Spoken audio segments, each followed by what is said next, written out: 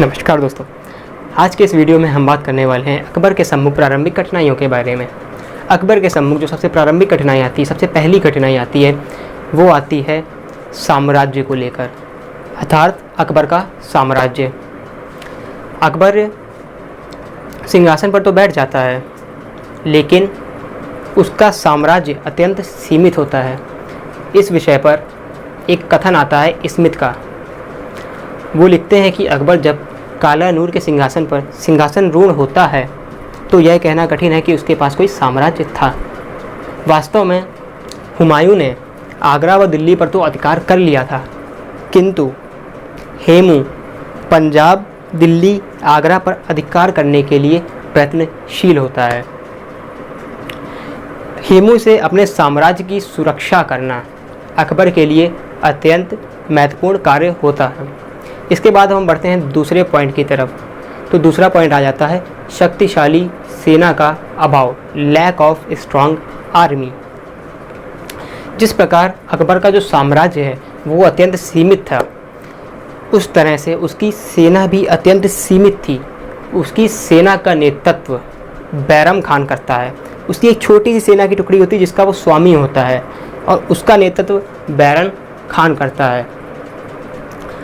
चूँकि अब उसको सेना बढ़ानी थी तो धन की आवश्यकता होगी, भैया सैनिकों को रुपए कहाँ से देगा, वो तो राजकोष से देगा। राजकोष उसका रिक्त होता है, क्योंकि बाबर और हुमायूं ने धन का अत्यधिक अपव्यय किया था। तो ये थी दूसरी समस्या। अब हम बढ़ते हैं तीसरी समस्या की तरफ। तो तीसरी समस्या आ जाती है भैया प्राकृतिक आपदा, नेचुरल कैलामिटीज।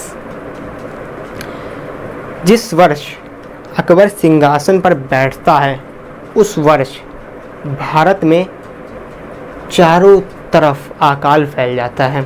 दूसरी ओर भारत में क्या संपूर्ण विश्व में अगर देखा जाए तो फिर महामारी एक फैल जाती है जिसका नाम होता है प्लेग। इस महामारी में लोग अपनी जान गंवाने लगते हैं। चारों तरफ भुखमरी फैल जाती है, महामारी फैल जाती है। इस विषय में आबुल फजल का अगर हम वर्णन देखते हैं तो वो लिखते हैं कि यह इतनी भीषण अकाल था, महामारी का दौर था, कि आदमी आदमी का ही मांस खाने लगता है। अब इस समय पर अकबर को इस समस्या का समाधान करना भी अत्यंत आवश्यक हो जाता है। अब भैया वो समाधान कहाँ से करें, उसके पास तो धन नहीं होता है। तो ये आती है उसके सम्मुख तीसरी सबसे बड़ी समस्या। दोस्तों, अकबर की अगली समस्या की तरफ जो हम बढ़ते हैं तो हम देखते हैं अकबर की अगली समस्या आती है अकबर के प्रतिद्वंदी, रिवल्स ऑफ अकबर। अकबर भारत पर विभिन्न लोग विभिन्न क्षेत्रों पर अधिकार करना चाहते थे। हेमू जो दिल्ली और आगरा पर अधिकार करना चाहता था, अकबर का सबसे प्रमुख प्रतिद्वंदी होता है। काबुल पर तो पहले से ही अकबर के सौतेले भाई मोहम्मद हाकिम का अधिकार होता है। उधर दिल्ली, पंजाब, आगरा के प्रमुख दावेदार माने जा रहे सूर्यवंशीय आदिल शाह, आदिल शाह और इब्राहिम, ये दो लोग उस पर अधिकार करना चाहते थे। उसके बाद जब हम बढ़ते हैं आगे तो क्या नाम है उसका, सिकंदर शाह, जो पंजाब का प्रमुख दावेदार माना जाता था।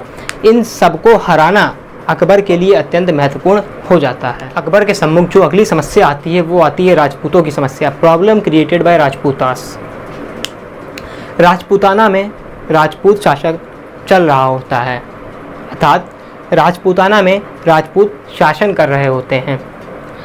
यद्यपि खानवा के युद्ध में बाबर के हाथों राणा सांगा जो कि राजपूत शासक होते हैं उन्हें हार का सामना करना पड़ा था, किंतु इससे उनका जो साहस होता है राजपूतों का वो तनिक भी हतोत्साहित नहीं हुआ था।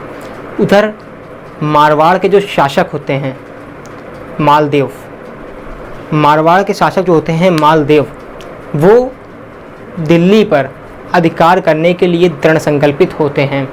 तो ये एक प्रमुख समस्या आ जाती है कि अकबर को राजपूतों का दमन करना उतना ही महत्वपूर्ण हो जाता है जितना कि आगरा और दिल्ली पर शासन करने के लिए हेमू का पतन करना आवश्यक होता है। ये थी अकबर के सम्मुख पांचवी सबसे बड़ी समस्या। अकबर के सम्मुख जो प्रमुख समस्या होती है वो होती है उसकी आयु, एज ऑफ अकबर। अकबर जब सत्ता में सिंहासन पर बैठता है सन 1556 में, तब उसकी आयु होती है मात्र 14 वर्ष। इतनी छोटी सी अल्पायु में ना ही उसके पास कोई अनुभव होता है, ना ही उसके पास कोई कौशल होता है, लेकिन ये अकबर का सौभाग्य होता है कि उसको बैरम खान के जैसा एक ताकतवर संरक्षक मिल जाता है, विश्वास पात्र संरक्षक मिल जाता है, जिससे वो दोनों साथ मिलकर कई समस्याओं का समाधान करते हैं। अगली समस्या की ओर हम बढ़ते हैं तो अगली समस्या आ जाती है प्रशासनिक व्यवस्था को सुधारना। बाबर जब दिल्ली की सत्ता पर बैठता है तो उसको प्रशासनिक व्यवस्था को सुधारने के लिए पर्याप्त समय नहीं मिल पाता है और हुमायूं भी इस क्षेत्र में कोई उल्लेखनीय कार्य नहीं कर पाता है। किंतु शेर शाह सूरी जब दिल्ली की सत्ता पर बैठता है तब वह इस क्षेत्र में काफ़ी कार्य करता है, वह प्रशासनिक व्यवस्था को सुधारता है। किंतु 1545 ईस्वी में जब शेर शाह सूरी की मृत्यु होती है तब समाज में, भारत में चारों ओर अराजकता फैल जाती है, जिसको सुधारना अब अकबर के लिए अत्यंत महत्वपूर्ण कार्य हो चुका था। तो दोस्तों यही सब समस्याएं थी अकबर के सम्मुख जब वह प्रारंभ में दिल्ली की सत्ता पर बैठता है। अगर ये आज का वीडियो आपको अच्छा लगा हो तो वीडियो को लाइक करना। अब आगे आने वाली वीडियो में हम राजपूत नीति वगैरह के बारे में पढ़ेंगे। राजपूत नीति हो गई, दक्षिण नीति हो गई। अब इस पर जो हम चर्चा करेंगे वो हम अपने आगे आने वाली वीडियो में करेंगे।